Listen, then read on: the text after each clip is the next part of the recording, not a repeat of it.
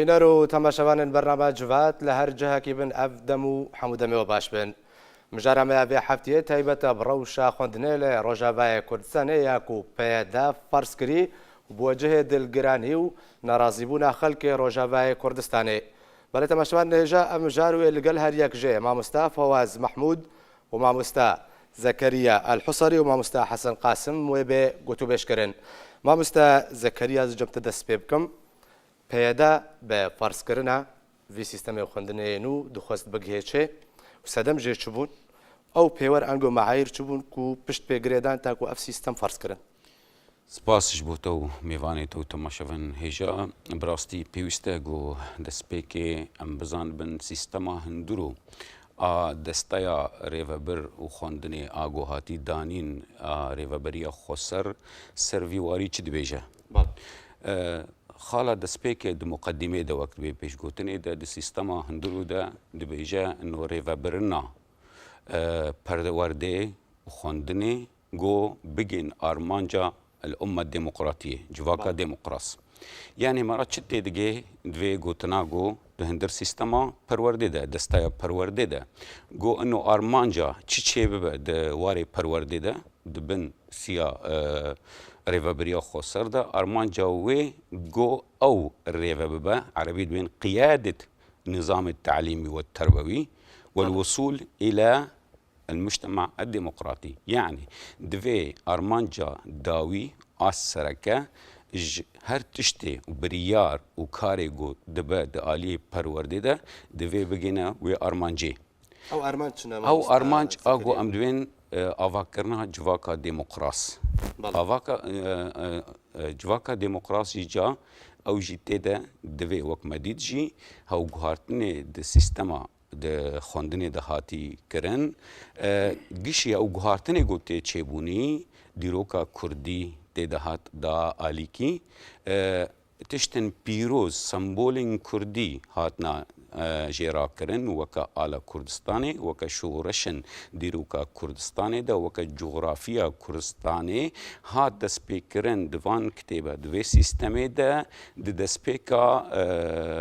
ام بیجن دامزراندنا او تفجرة او بارتيا بكيكه هوا بنجها وقتا جو امبيجن دبستان جي خوندنيا ام تفدزانن و ام تفدزان هجم وگرن چيشكي بشون دجي وگرن دما ريجيما بعث دجي دوبش قد غبون جهمي بارتين سياسي تفيجو جبهة الوطنية التقدمية وقت بهبو قد غبو يكجي خوندن و پرورده آدنجي آلية لشگري قد غبون غيني بارتيا بحث جو در باس با وقتا بارتيا بحث ارمانجا خون نمازه او دمادين سركه ايغو او دبيجن پرورده لشگري بعربي تقولن فتوية يعني التربية العسكرية او ماده پرورده نشتماني او تقولن التربية القومية وام تفزن هف هردو ماده اغو دما سيستما د سلاطه بحث دجي ارمان جاوي جي ادلجا سیستما خوندنی و ادلجا خوندنی و او شاگردن او جوی جواکی تبی ما بس جي انه او جواكا جو هي بريا خوندني بريا دبستانا جو كاربن فكر ورامان وايديولوجيا عربي تدا بتشينن وعربي جواكا زانن بارتيا بعث خودديت او سركيه او دايكا نتوا عربيه ليه ما بس جي انه کەسێکی دن تر فکر و تر ڕامان نەچ دێمۆقراسی بە نەچ چێ فکرێکی جودا بە دەرباسی هەندرێ دبستانە نەبە داغا گۆ ئەم بەحث بکەن هەگەر نزانم دەم چاوە قەسی درێژە ئەمکانن بفەرهەتی بە هورگوری سەر vê mesele بسکن ji ber got estûnê xwandinê di her welatekî de hew estûnê wê dibistanin ew kitêbin minhaj eger em jêr dibêjin ew kadir تدريسي ام بيجن ماموستيان وهاجر ام بيجن هاو سيستم او ريفابر او الياتي جو رنگي جو بي ريفادبن او برياري جو تينا چسپاندن سر ريفابريا خوندنه او پرورده خوندنه امکان هر یکی جوانا امکان وان استونا جو چاو اوابيه دبنسيا ريفابريا خسر درجه ايرو مامست زكريا مامست فواز مامست زكريا گوت کو پیاده به فرض کرنه خوست کو دیرو کو مجوا گله کرد روجاوای کردستان جناب ببه خوازش بر چه جناب ببه بله دیسا رز و سلاف بود و میوانی من هجا و تماشاوانی قنات هوا بله برا یعنی خوندن و زانستی ده هر اولیده ده هر ریخستنی ده الجم هر کسکی زانه و بیروار او هری گرنگ بو پیشخستنا ملتا و جواکا بله وقتی ام تین داتینن برخواه یعنی روشا بویی ام دبین وگرک مزن چه بویه به ویجه عفوا بريجيا يعني سر بسكنه وك نسبة يعني تشخاص خلق دفج قريانة دفج خندنا خو قريانة تشخاص خلق بعربي تسرب يعني دفج مدرسة قريانة يعني المالي خو مدرسة فكرنا يعني مدرسة يعني مال بتشوشك أو تايبات يعني خندنا تايبات ما مستشخر پیدا کرنه يعني دفج قريانة يعني شون در كتنه جدر في ولاد بتوعي تبي بين تشخاصي تعداياوي هي أبجا عليكي دعالية دوا براستی دما خلق دفج دبستانا دو قرن ما او خورتانا او گنجانا لكوب مينن او گنجانا للجعداد مينن بإيش دمينن يعني دبينه برچاو انه ممكنه تفخو بك ممكنه دريكر دريا جواكير دريا دانستاندنير ديساوي تفلو مسالي لشكريبك يعني اف زاروك تياخو ببحر دمينيك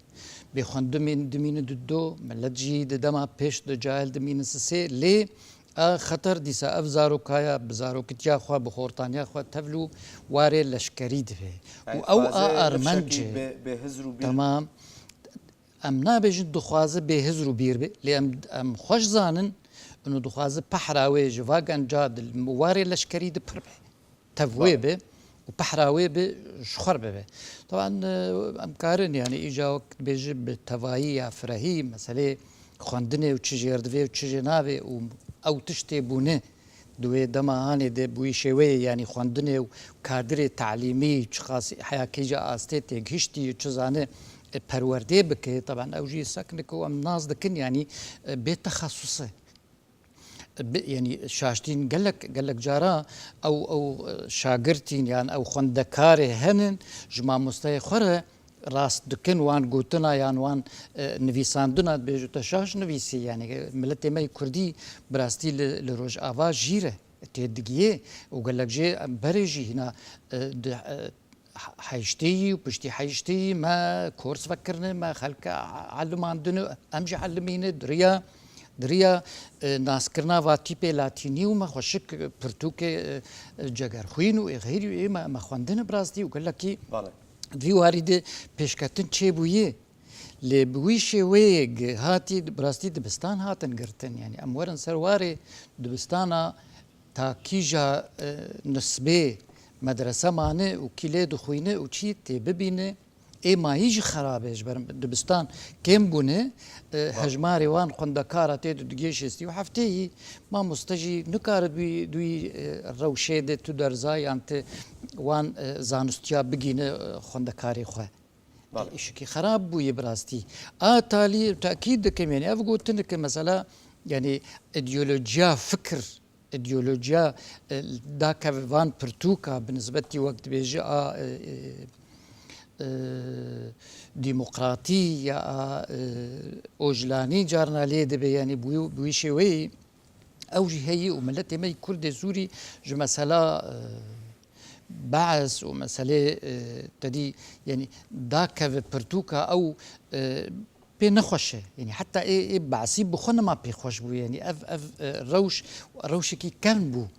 ایدئولوژی کن بود دماته خلق زاروکی خو دشین بو خواندنه بو بگین آسته بلند بو هرن زانکو بو تشنا پی کوارینن يعني بله اوجي دوري وكتي انا براستي باشا ما مستفواز بمدفتا ما مستحسن ما مستفواز امجد مجارك هري جرين كو او كسين هاسر برشتيا پرورديت كن روجاباي كردستاني نبسبورونا اكاديمينا بێگومان لە هەموو وڵاتین جیهانێ دەماک و گوهارتن سیستەمی خوێندنی دەتێکرێن تێ بە سەرپەرشتیە ژمارەیەک ئەکادمی و پسپۆر و زمانزان و تێ برێڤەبرن تێ گوهارتن دەماک و ڕۆژەبای کوردستانی ئەو کەسن پرۆسەیە خوێندنێ یان پرۆسەیە پەروەردەی برێڤەت بن و سەرپەرشتیاوێتکن دوورن ژە پسپۆریە و ئەکادمیە نفشێکی چاوەوێ بفێرکردن. سپاس و ئێوار باش تەواوانە تەمەباشانەوە خۆڕ ینی ئێمە وەک یەکی نەتەوەی سەربخوا ژمر گرنگە إنه أف بروجي هاني تقاسي خدمتها ملتي متك. بله. براستي ظروفك هكا أم تدجين من ظروف طبيعي وكم زانم بي بس نمبرر أبدا از في جانبي قلكي جرنج از إهمال بكم ياز إجراءاتنا بكم بشكل كي سلبي بعكس السر ملت وبيشروجا ملت. بله. چه عمليات تربوية هبه قائم السر شار خالي رئيسي السركة يكجي وقتقو وما مستجقو أكاديمي كادر فوسفور بسفور أفانا شقاسي متوفرا شقاسي كارن فعلا بفي عملي بقين داوي بله أفيك دوا ريباس مناهج بله سرچه اساسي اف مناهجي هاني ولو بدوي لزا هاني دي تشيبون و وقت بيجي بردوام بند مسألات تدريسيت اساس يا اق نكي ميوانجي ان وسائل التعليمي هبون يعني او تشتيق كهربن فعلا في ريبازي هاني في اسلوبي هاني عمليا بيش في طالبي كي هي عجب متوفر الجمع واشارة اما بانية تعليمي والى اخره. بله. من يعني وكنا هاكا ام دبينن قال لك تشتن هنا براستي كيشن مزن يعني يكي هاكا ما بلكي مرحلة ابتدائي بيربي يا مثلا شخورد قطاعك ضد شغلي تعلاقتها ابدا مع عمليات تربوية تنه دوراك المحكي دم هاجر شي كرنو كرنا مديري مؤسساك يا كرنا مسؤولي قسمك يعني مسائل تناقضات موجودة إلو تتي يعني شما في ذنبي مظن اتجاه في عمليات تعليميتك عمليات تعليمي قالك اصلا بباراستن مسائل ايديولوجي وكما مستقوج مسائل سياسي از إلو رسالك ما هي تجي روج غيري ترجي رج يمين روج يسار روج اخوديه اولي روج ملحدين اف رساله من ام زي بقي نمجي بغض النظر از موقفي تجمد شبه اما تبي مثلا بعث جيش السيادس الحكم دي حطاني ب 2011 وقت عنده حزار ويازداته احداث شيبون كا او تربيه عقائدي جيش العقائدي وطالب العقائدي وقوميه ونزانم شيء كاشفيد البعث كر تشتك نكر ولذلك ايق بعولي نسرفا مسائل هاني خسران برايامه خسرانه يعني اخي مواضيع علمي برا تشكي خد بمشين مواضيع اجتماعي برا تشكي خد بمشين ريا خد بمشين ان والله ازي بيم ايديولوجيك فرض بكم وازي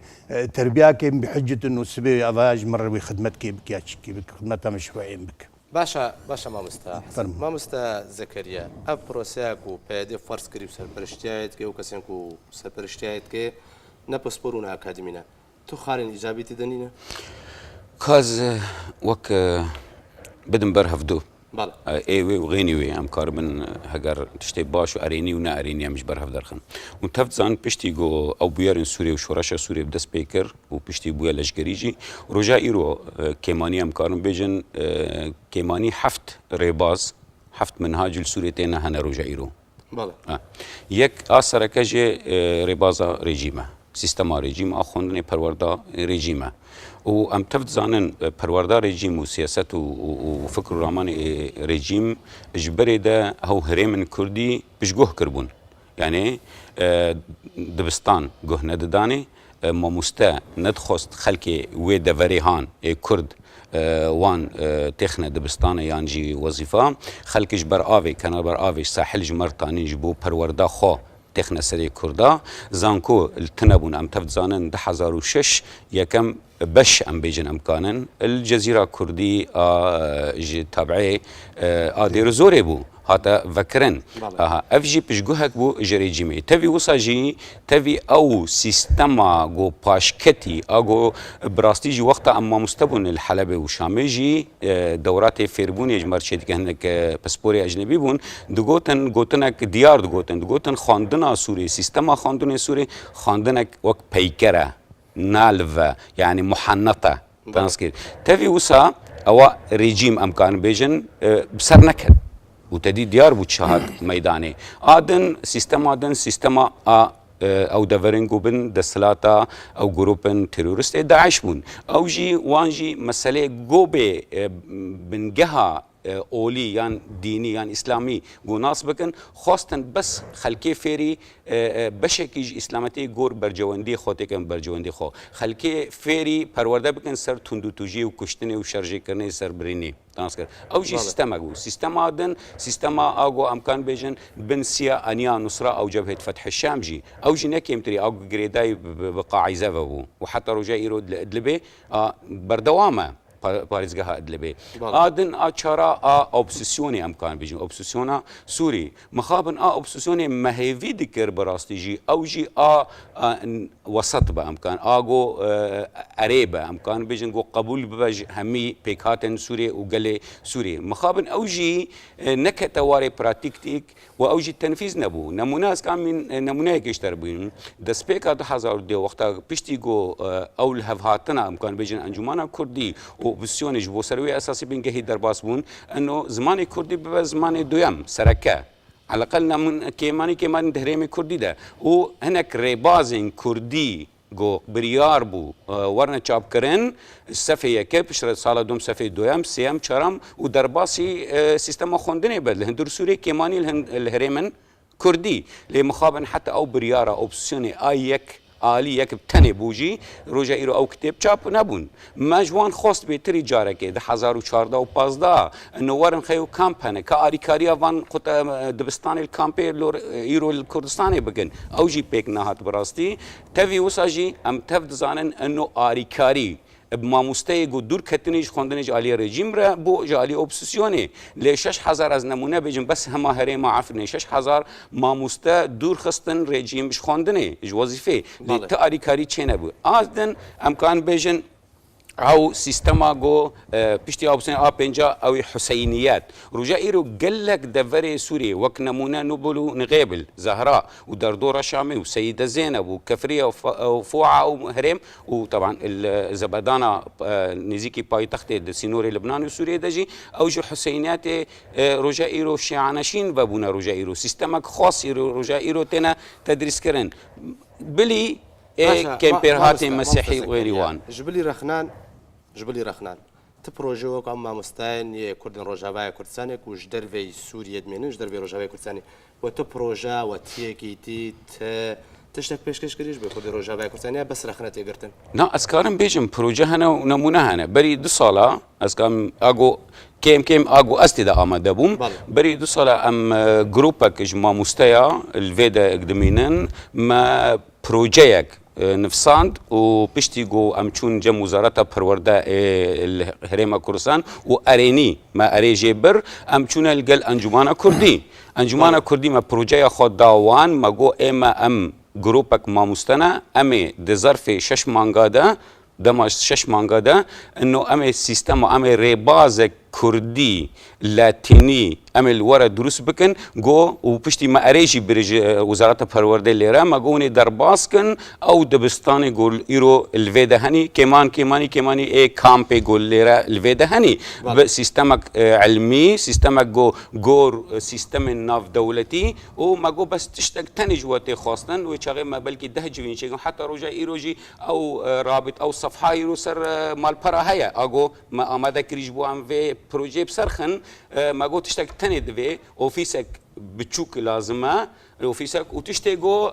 بيوستا تموچاج ندنما بس مصروفي جو رجا ايرو لوي اوفيسي خلق دانشه چا مثلا جماره سيستم بريطاني دفي كامبريج ون جماره سيستم بريطاني بينن تنسكر يان بكرن يان تشتغي وسا لي مخابن بيشتي 5 وينا خدان علي بيك نهاد سر آستی انجمن کردی رجایی رو وقت اگم وگرن هندرو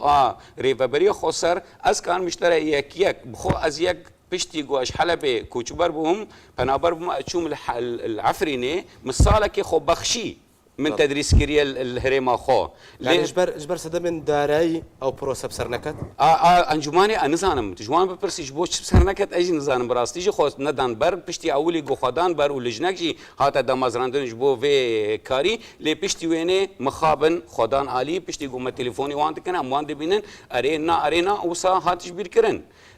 مشتركوا عارفين نهر تشبو داريه عارفين مثالك خو بخش من تدريس كر خو بخش بس بيشتي جو صالك جمره دكه كانين دا افراطين دزارو كانين از نابجم دكه دم مستانين دزارو كانين ومخابن جمرو في مبون مرو ازوان تناسم ابتدائي بارتنا انا اني كن ريفبر سرسري من ما مست فواز ما مست زكريا بيجي ما بروسك بيشكيش كر صدمن داري يانغو انجمن كردي خونه دابر اشتاوا نقر پرۆسە سەر نەکەوت و حتا و کێروژی هاتێش بیرکردن باشە ئەگەر و پشتگیریات دارایی نەهات و پشتەوانی نەهاتەکردن چ نابێ ئەو پرۆسە بەخوا بەخش بڕێ بە بچوو هەرێتا داویش بەر ڕۆژاوای کوردستانی دڕەوشەکێتە دەرباز دەبێ پێویستیاوێ بە تەضحیە هەیە ئەم پێژن ڕاستی وەک مەدەست پێ کرد ینی ئەv ڕەوش و ئەv بابەت ینی پر گرنگە هێژایە چ کەدا بێکردن دەبەروێ دێ چ ئالیکاری کێمانیش خوا جێرەخنەیە لە هەر جهێ بێ نوزانم چ گازن بوویە ینی مەئیشمکردنت وی هاوی دمەخواستی بڕاستی مژی ئەز وی واری دەبووم لە حکوومەتە کاتیژی و ڕاستژی وەکە و جامێرگو ئەو پرتوکامەی پۆلیەک حاضرە و ئەنهانا دەستێ مدایە مە چ قاس هەولدا لەگەل تیلافێ و حکوومەتە کاتی بڕاستی بسەری نەبوو و ئەفژی هەگەر عنسووریا وای هەگەر هەورێزیە بە تورکارە بووژی هەردووژی خویات کرێنیانی خۆش ددان ڤیالی ئەو پرتوکایە نەچوو سەری گەلک هەولدا هەواڵێمەی ئۆپۆزیسیۆنی حاضر بوون ئێمەی بنوێنەرێ ئەنجومەنە کوردی دو دیساز تاکید دکم انه گەرەکە یعنی ئەنا ئەفژی دەرفەتێکە بێگوتن یعنی ئەم دخوازن لای حکوومەتە هەرێم ینی لای ئەنجومانە نیشتمانی ئەڤڕەوشایە بێگوهلێدان یعنی ئەڤڕەوشێکی پر گرنگێ و ئاناژی دەرفەتێک هەیە دیسا بۆ ئۆفیسێکێ بۆ سەرپەرشتیە مامۆستەیە و دبستانێ مە و ئەو تەوسیقا معلوماتێ هەیە شەهاداتێ هەدە هەژمارە هەیە ڕۆژێکێژ ڕۆژە ئەف خەلکانە ممکن vەگەرن وڵاتی خۆ دوێ ئەv گشت شەهادە و وەسائق و تشتێ هەیە گشت دە ئەرشیفێ دەبێ گشت معلوماتە کۆمکری بێ ئەم دخوازن وی ئیشی بکەن هەلبەت ینی مەرۆ دخوازە ئەو ئیش بکە هەنکی يعني وەک مەساریفن توشتر ممکن هەرن ئەم ئەزوو وای ئەو جامێرژی خۆبەخش کردیە بەرە ینی ئەم تەفدە ئالیکارج بۆ ڤیهاوی ئاز دخوازم بێژم مامۆستا وەکە خویا هەر ژمارێکیان گروپێک مامۆستا پرۆژێکەوەی هەیەش بەر چ هوو نابنەیەک یەکێتیک نایە دامەزراندن یەکێتیکە مامۆستایان و پێک با دەبن سەها یەکێتیەدا ئەویشیان بنەبڕێ بەبرن عین ئەوە ئەو وەک ئۆفیسێکی ینی تەمسیلە مامۆستایە هەمووا بکە بە ئالیکاری بە ئەنجومەن رێ بە حکوومەتە کاتیرە ینی ئەف بۆنا ببێ یەک کار یەک مژار بە هەورە ئەژی بوێرە من مامە هەر جهێکی 4-5 مامۆستا خۆ بدن هەول بدن یا محاولات بسەر ناکەوێت بەس وەختێ بەرێکردنا ئەنجومەن بێ بەرێکردنا حکوومەتە vê دەبێ هەرێم بێ و بسەر کەفێ ئۆفیسێکی تێخستون هەبێ ڕاستی ینی و بێژم نێژیک ینی وەک ژمەر سۆزدانن و نێزیک ئەرێبوون لەسەر هەیە ئاز دخوازم بێژم يعني مجارك هي لازم أم ويبدن خيانين براي عزيز ياك يعني أم كرد أم تفد خوازن أم زماني خفير ببين وهنا وقت قد غبوا قلت شي قد غبوا حبس تهبوا أم فير دبون وقت ما دسبيكر ما خو علمات بزماني دو دسبيكر شو رشد 2011 يعني إيشكي 2012 تقريبا دسبيكر وي إيشكي داكت إنه وچاغي انجمنا روج ابای کردستان او مجلس غربی کردستان خواسته درزکی کردی در باسی دبستان بکه دریاویرجی دبستان دهاتن گرتن یعنی ما دیت دست پیکر کشه کی مزن دست پیکر ما گوت یعنی غم ناکه ام گش ام دخوازن خلق زاروکی ما فیر به زمانی خو بس نبگرتنا دبستانه وقتی تدین برانبری هف گرتنا دبستانه و فیربونا زمان نه ام دبینن دبستان هبن هر يكوي فير ببي مجال هي درفت هي لتركيا في إشايا أبو براي عزيز يعني لتركيا نوتي ده وبشتي نوتي ده ما قال لك قفتقو بهفرت كري يعني كسي دخستن دبستانا هموها بقرن دقوتنا بايا علمي دجمنه أب علمي دجمن أم قبولنا كن درباسي ناف ما ببي ودبستان هاتن قرتن إيرورو تدبين التركي ملتكي غشيم جاهلة حقيقة مع احترامي خلق هنن يعني خندوان أو بس برجيكي بر كيم والتركي بوم مديت يعني براستي بس باكوري كردستان يعني هريما كردي قصدي باكوري كردستان هريما كردي لكردستان يعني خلق جاهلة برانيا خلقي جاهلن ونتيجة جاهلتي جي تبين شاوا إجا تو زمان بدركير برداني يعني بزماني خوجنا آخفن دمالي خودجي بزماني خورنا آخفن دو مهم ديسا براي عزيز يعني إيرورو ما دبستان وكرني لروج آواي كردستان خدي جرافيش بونا زماني كردي كاكو أب دبستان أنا إيرو دستلاتك هي نمعترفة يعني يا سياوي تنا جهه دولي او خندن نمعترفه يعني ايرورو تخلكي بشين اليكي خندنك بك وبعلم زماني كردي بس كشهاده شهاداوي تنيه نار زانكو نكار هر زانكو لدركي يعني دي ساجي علمي زماني خو لي بحر ماج خندنا بالا شو مهمه سسي يعني او رخصتني ناف دولتي وك يونسكو ويونيسيف حصرا بهتري يونسكو مساله زانستيه او بخوجي دانستاندني وتيكليه ناكه او قبول جناكه نشهاده ولا او برنامج ومنهاجي هي قش برجع وقت تدين تدبين خسارتك برمسنه بالنسبه لملتي امستر درفتي بنفس سؤالك اگر مجال هبه ما بس شيء انه هف ريفابريا خسار تشتكي فاليه داغرت وقتها جو اوبسيسيون القل انجماني القل او جروبينغو هني ايجو سياسي وقتها او بريار باطا بيكاتن از بهم امين اجشتونا في روشي از نها سؤال بجوات نيزيك بوي وتجيجري سروك وزير تربيه بوي از باورم دمك دريجي چما آریکاریا ما مستین هاتن دور خستن جیالی رژیمی همیا بو ای پاریزگاه همیا چما آریکاریا ما مستین کرد ایگو نمونه مگو 6000 هم تنی هری ما عفرینی نبو جالی اوبسسیونی و جالی حکومت کاتی و چما او ربازا گو بریار بو مادام بریار و اتفاق کل هفاتنا چما پیک نهاد ریگر چبون جیره و چه هگر پی نهاد ائتلاف اوبسسيون نخست اجبر تركيا اجبر نظام چه نخست نجبو ابوري بو اكيد امتسان چما او ريبازا انجماني بخوجي بكناني بله ماست شتي از بيزان يعني قال لك دبي وارد گفتگو مكري يعني مثلا يك جي فدقرن تجي رخصتنا سباركيا رخصتنا هولندية بشجريا بناج أنا ناف دولتي هي دواري خدمتي خلكان وخلك سيفيل ومسألة حتى بهتر پروردهي ومدرسة من بيوندي اللي قالوا أنا كري وجشت أصلك حتى وك بيمانجهك فكن للجزير يان لعفرين يعني بحث دبو جزير يان عفرين براستي بهابونا و دستهلاتي يعني ريفابريا خسر او لاخد كر يعني او نشارت كر يعني براستي اوان نديت يعني كارم بكن يعني قبولنا باعتبار وك شكلك هبونا ريجيم تيدهي يعني او دخستن او هرما سر بخوبه يعني آزاد بيان ويراني تيتشيبو بيان او بالكاريه تيدكن ما قصوي بس الكاريا ما مستيا ديساجي هجرلوان دريدن بويجي يعني ديساجي بويها و بوي نبوي يعني ازاز دكم حيصت حزار طالب بمفقر دايبو للهريمي ازاد دندر سوري دج حلب وادلب ولاذقيه وحياني درعا وحياني غوطه وما الي كارياوا برتوكا وشاب كرناوي وازموني وانا دبن سر برشتيام هذا ما امتحاناتي وانا وشهادي وانا وموثق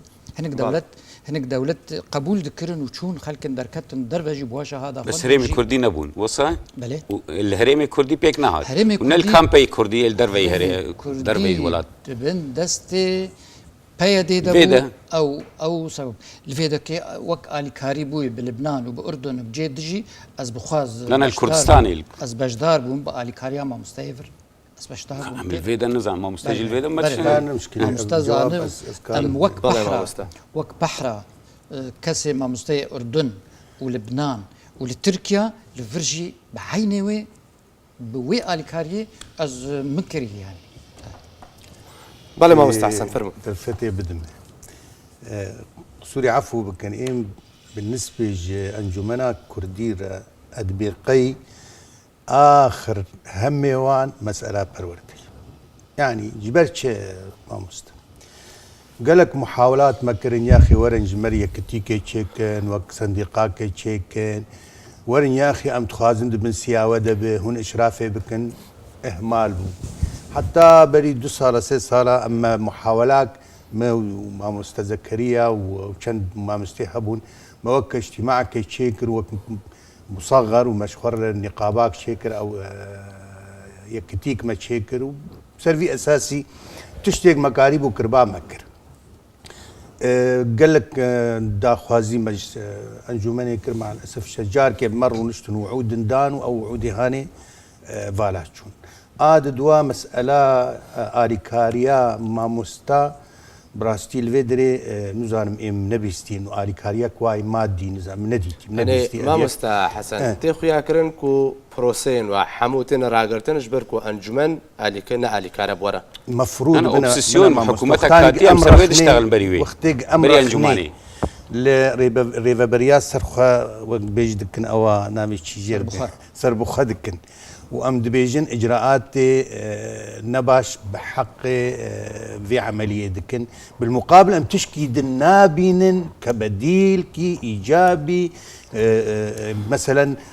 دوره خبستينه يا سيدي العفرينه تشينبو بيمنغها للجزيره تشينبو زي الفرتشيكم لا مشكله وازي نشاطاتي خوش فيدري بحاول صلة وصل هي دور تمواد اگر روجاوای کردستانی پیدا روجاوای کردستانی بندستی پیدا ده فيدري كامبين هريما كردستاني وكاليا درسك كرديوانه كردي بزمان لاتيني داخلي واكم بابكن كزمان كردي صبا وقرم زمان خب خيل وافكاري هكريا ازشتر بيش ما دعوة مدارس جبو بنا براكر اي كامباتا منهجي كردي حصرا اقليم دستين انا ما مستاذ مبوره فيدا ما موافقه ورقرت ما ورقرت جامج تربيه دجي قلت تجاري مانع الجمتنا هجر منهاجك ريبازك كردي لاتيني ريكو بيكبا ام درباسي مدرسه كامباكن وحتى هناك مدرسه نمونه نموذجي نكملي بروجي ونكملي تماما يعني ما بس شيء ما بس شيء كنا او تنبو تفهمك نانو قد غبو حتى زي وقت بيجي درفتك ام وضعي مع المي خوش بيج ما مستي خوش بيج براستي وما مستي ما الفيدري قال لك كي تفقى ام سباسيا حكومتها هريم دكن قدر الامكان وقدر وقت بيجي استطاعه وان مساعده مكرن نكرن بس نكافي انا زي دي صد مع الميمه الفيدري بشغل ايج ام زانبي وارقامي تليفوني وان جمعن وشهاداتي وان جمعن وثائقي وان جمعن ما مستع ابنابي هنجتك دواء عفوا طلابي ما قش استيعاب نابن قال لك نهاكاش درف يعني يسال نمونه تشل مع طالبي صفي دها كتشكبون امهات نجار كالفيدري يجي حتى من مناقش شكر حتى هكا ايرو تحت تشار السير جوار نبون ونكتن مدرسه بحجه انه استيعاب تني طيب يا اخي امكانياتي ما تنن بين والله ام تبرعاتها بجفين وكانوا مختيقم تشكي يقولوا بك نجي كارم بيابو كيا اف حق دايوه قهونتين في عملي هاني دكن بعلمي ما المهم اما دفجه مساله هاني برد مساله قد استخوازم ازبيج فهم مساله اف زماني كردي يعني ايرو تجربه كدك صار اداره ذاتي ومدارس يجنها كارو جابات يعني كذي تجربه قالك مرو بشكل استفادهش تجاربي غيري خبك اوانا تشتن انين خبط لزق ومنهاج كيزو ودرس هاندم باي مقومات فعلا اي نجاح تذهبه يعني مثلا هكا ايرو الكردستاني مدارس عربي نقرتن واشوري نقرتن شش لغات ايرو الكردستاني تدريس دبي وبشكل كي طبيعي ومعترف ونفسها مناهجها بس بعربيه باشوريه فخرج مرق ايرو زماني ما امكاربن بدرسين وابادا خوازيها مب وابا وقت بيجي ارمانجك بو اساس سركبو جي كما مست او بروجه هشتا كودري نبس ارمانجك لا وان شكر جديب لا ترميم كي تشيكن جديب لا اصلاح كي تشيكن شو نسف عندنا عملي قش يعني ما وك ما مستقو مدارس عربي قش كرتن طالبك تي حتى انا هكا حتى صفي اصداب عربي خنديه ويجي النفد صفي دوازدا من هاجي كردي بخوين وكام مشروعيه فيش هذه وك ما مستقو شيء وكيجا دولت وباعتراف بك وكيجا دولتي كارب فيش هذه بالشغله تفهم كري يعني مجوار جو امام تواصل كر براستي يكي رئيس مركز دراسات الجموان حي تفهم كر نقاش بمركر يا اخي مقولنا شيء نمش ام نضد بالعكس والله ام داخوازيا ما يقم زماني ماشي بس نبي شكلي بالتدريج وين عولي صد صفيه كيف طبقين دور تقييم بكن افعف تجربه وكر ناجح ان ناجح شيء سلبياتي وهن كارن تلافي بكن صفيت صالات دوا صفيت السياحه طاني هم فعلا بنقاك خشك دين وكارم استنادي السربك اما ايرو تتيز منهجي كردي صار طالبي صفي دوازدات طبقي كاتبي ويتشفي دبك ويتشي بك ولذلك طلابي ما يقهاتن في دريج مع الاسف الشديد ام فينا بيجن ايه كان باتا بلكي شارع سريب بمسالين جوار المدارس فكر بس ايه الدبلي مدن هذا قال لك مشاكلي واحد باش ما مستا فواز بمدفتا فرما دمت بري دمك تقوك ولباكوريا كردستان هرم الكردي لتركيا جهلو نزاني تدا قالك بربلا بو نارينا تا في سيستم خواندني وفارس كرن هيدي تخوازي ونزاني بوني وكو هازيان تركيا تخوازي ونزاني بوني وكو هزي روجاوي كردستان يجي والله ام بنيتا صافي هرن في مجاري يعني بنيتا بيس وامتهاماتها او بس وك انجام اوتي يعني وك انجام ايرو نتيجه بالوا كريار رج بشي قدبه مدرسه تنقرتن بحركي مازن دفجت قرن بحركي مازن وك ما قلت لمالي خوا يان زاروكي خوا لمالي خوا ما مستيا جوار تينن يا حتى بقين مثلا ازمونه ازادي وك حر مقدمين شهر شهاده خوي رجيم بستينن جبال حتى قشت درجة مدرسة رجيم نما كار راج وي باري يعني مدرسة رجيم هندك معناه دوي چارگوشا پارستني ماي يعني المدرسة دوي مربع أمني دماي هندك لقامش لازم بعزك مدري دجوي نزيكي نمان فأنجام ديسا براستي أوه يعني ام ديسا بقرن نقطة كي دوا ديسا بس يعني رحنايا بدن في مسألة ما مسألة ما خوندن ما عمركي فير كرنا خلكي او براسي كتي خوينا مد ام دخوازن او خوندن خوش و ام جي فهمتك انا كان جي بسرت كيف بسرنا كيف يتج بيفاني جواكي يعني بيشكتني دملت هذا مساله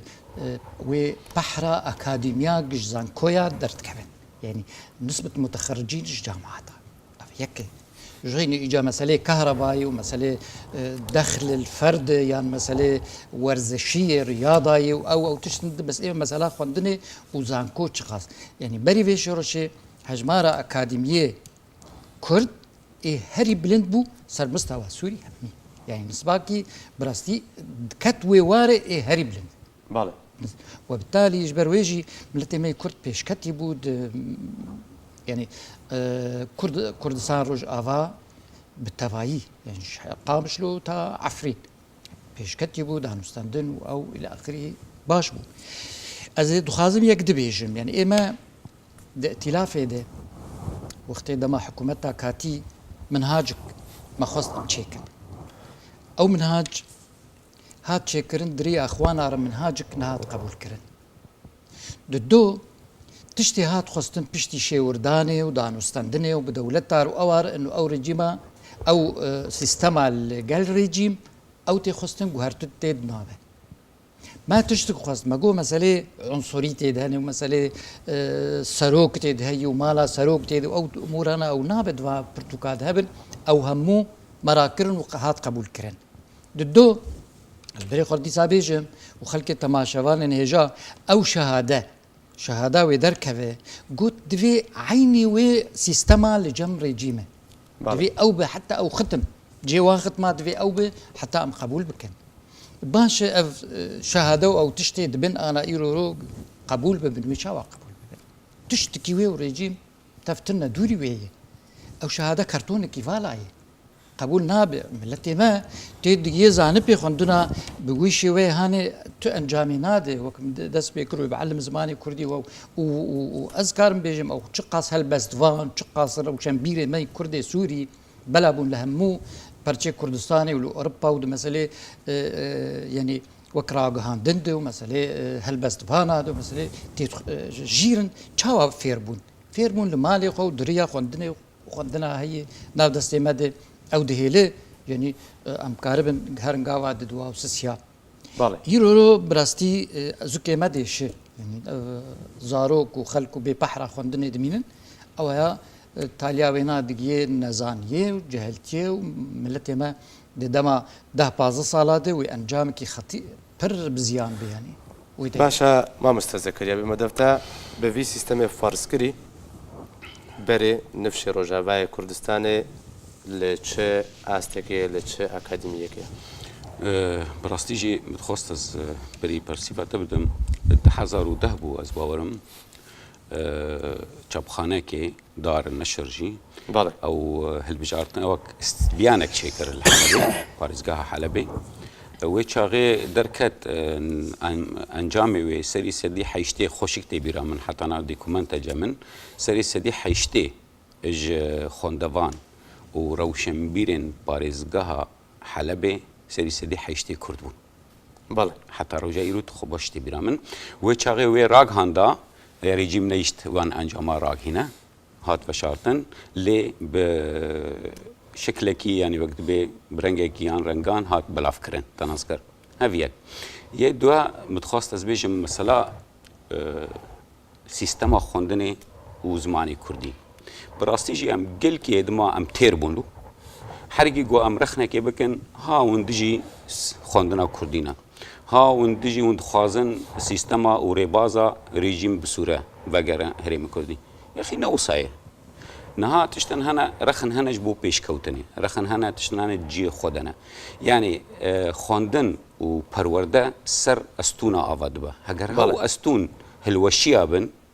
تانجم ويتنبن او نفشي هان ونداي براستي وقتها تبيني دبستانا يكم دبستان روجا ايرو تهري كيجان دبستاني دوينات تيكا في هندرو دبستاني ده تيسكي كتي بارجهك حزبي قنديل هاتن بونا دورات ده بونا بارجه جبو فيربونا وبروردا ايديولوجيك براستي ام ديجي فينا ام ديجي جو في اوي في اوي برفشا اقارك يا تب كردي به ان شاء الله تب فرنسي تب چه زماني بيجي پرورده خوندنه كردي جي درخه دن تب باشروجا نفشي كردي تدي رشيه تدي تاريه براستي اف قالك تجي من هنا متخصص بيجي براستي خويا درفتنا وقت قالك يا مرمى از غازم جور سنتري لكولينا اي ناف دولتي 12 جهاد د سيستم روجا ايرواتي فرض كرن د ناف ريباريو خسر د كردستان سوريا ده 12 تبيني هنا الجور سنتري ناف دولتي لكولينا تقديسا كسايتي دكا تقديسا بارتيا كي دكا تقديسا شخصي ازيتي دكا بريز ابو دكا يعني افتشتي انا كي باشروجا نفشي كردي باشروجا ايندا كردي براستي دا قالك مترسيا وقالك تاريبا وترسا ماي جوره ومزن جفيه براستي نجبو انه كردي انا كردي بري ازي داوي ازترغوت ناخوفير داوي بينم بري جي ختياركي هاد اجمرغو جو بري ام دشونه دبستان عربي ام دكتنا هندر دبستاني ما بعربي فير دبون بروردا دبون لوقتها مش دبستاني دركت الشقامه خود مال خود ام كردي فير دبون لروجا اوروبيا برواجي ام دشن دبستاني كردي لوقت ام دبستاني كردي كمان شقامي ام مجبور بعربي ده يمكن وقت ايفيت القصه ما مستا حسن بري نفشي روجابا كردستاني في سيستم خوندني برفشا اقارك يا اي والله قرب كرتيت فهمتي وقت مرنا معاه يعني وتيكا فاستك خراب ده براستي وتاثيرك كيما الزنبك للسر مستقبلي ملتي كرد براستي مش تربيش يعني إيرو عصر ديمقراطيتي، عصر براغماتيتي، عصر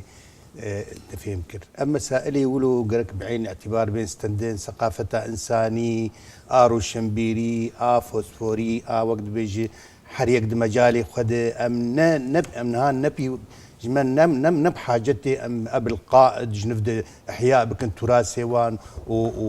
وعنصريتي برف أقارك يا ما مستحسن كردي برف أقارك يا باش روجا نفس روجا كردستاني از بهيفي روناكيان طاريبوني از بهيفي مقلنا في شكلي بطاريبوني بس بهيفي انه ما تراجعها عفوا يعني لخفقر تقييمات تجربة خبكن وقاربا اخطاء خب صح باش ما مستفوز همات برسيال ولا تفكر الرجاية يعني نصبا وان خندكار دبستانا دي قناغا بنارتي وك مرحلة ثانوي تهر هجمار بنارت برسفجي جمتي يعني تهر النسبة بنار هجمار كي بر كيمي يعني النسبة بري ناب دهج صديجي ناب دهج صدية بري كيمي دهج صدية اف خورتانا ايمانه البردستا اي كاربن ازموني خوا تقديم بكر وهرن اف قال لك كيمي مانا انجام جي خوياد به هجمار قال لك كيم دبه خلق الكمان بيخوندن مان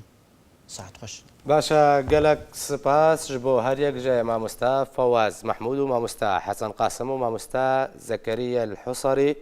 جاليم فجي هرشادو بخت وربن